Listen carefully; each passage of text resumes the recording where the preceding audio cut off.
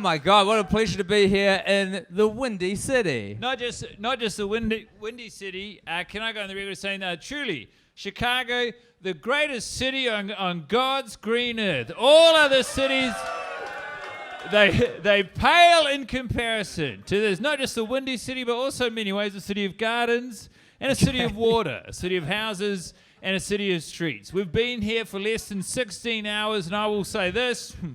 I would love to start a family and build a home in Chicago, Illinois. New York City, I spit on the grave of New York City.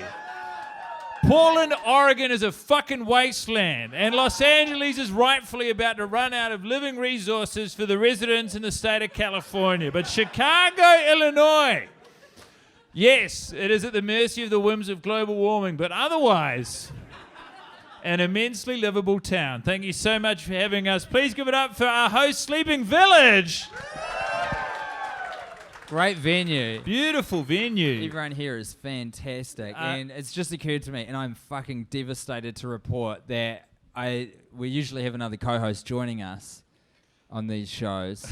We have a third co-host, and that's the Knife. Yeah. And I am fucking devastated to say that I didn't bring it. It's what I would be saying if I didn't, but I did, Guy. I remember the knife.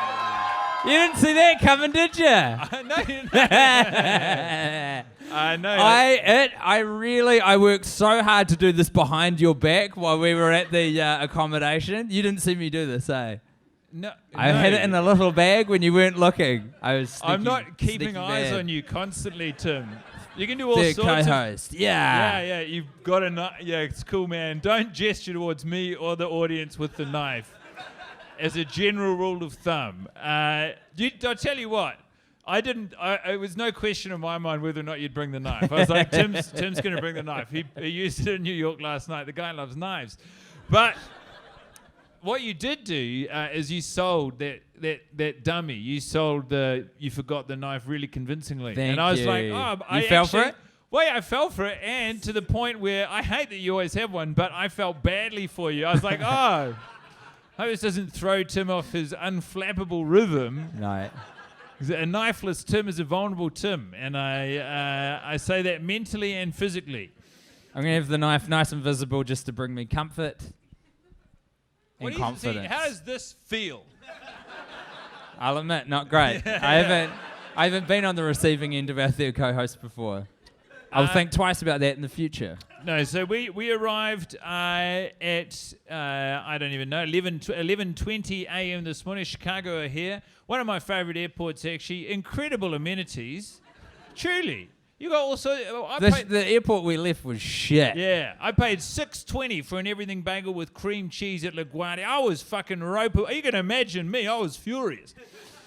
And then we're swanning through on our way to baggage claim, all these different vendors selling delicious foods. But we swan straight through. We knew what we were doing. You've never seen a shop before.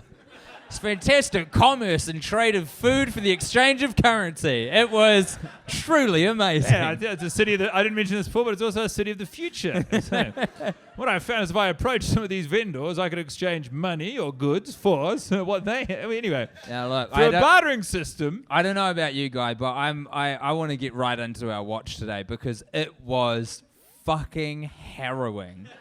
It was so bad. What I have is admiration and love in my heart for my co-host, Guy Montgomery, who insisted that we really treat this one very seriously and with dignity and respect, because the watch that we did before the New York City live show was a little distracted, if we're being honest with ourselves, which we need to be. Absolutely. But today, it was just us and the gals, and it was a bad, grisly scene. We're staying in a horrible. We're staying in a hostel, top and bottom bunk. Tim got top, and we put it on, and we sat on our respective bunks, and we had phones next to the screen, and we just let. You took my cell phone off me, which I thought was great. I felt like a teacher. I was grateful for it in a way. It's like, thank you, a little bit of enforced discipline. I needed this. Yeah, and so we had them there, and we really gave it a go in letting this thing take hold, and it was. The amount of violence Tim threatened on himself over the a long 2.5 hours too, They say You threatened violence upon me as well, though. You kept saying, I just want to smack you in the head. No, I didn't say that. I said I want us both to punch each other in the head at exactly the same time. Yeah.